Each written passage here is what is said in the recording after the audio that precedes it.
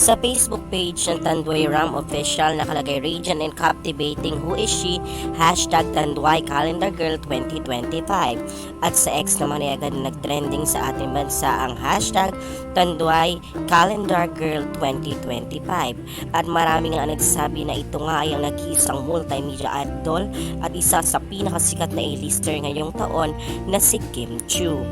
Nas lalo pang na-confirm ng mga tagahanga matapos maglabas ang Tanduay Ram PH ng official teaser na may nakalagay na radiant and captivating at kitang-kita kung kilala mo si Kim Chiu ay makikita mo na talagang siya ito. Kinakabahan ako!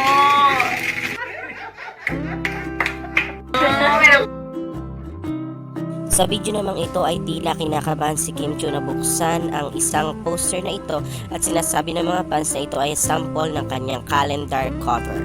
Sa ngayon ay may 1.7 million views na ang teaser ng Tanduay Ram PH. Well, congrats Kim Chiu dahil sa ngayong taon ay napakarami mong endorsement, may international recognition, local international award, grand winner of Magpasikat, upcoming movie na My Love Will Make You Disappear, and high ratings for both TV and digital streaming platform para sa Linlang at What's Wrong with Secretary Kim.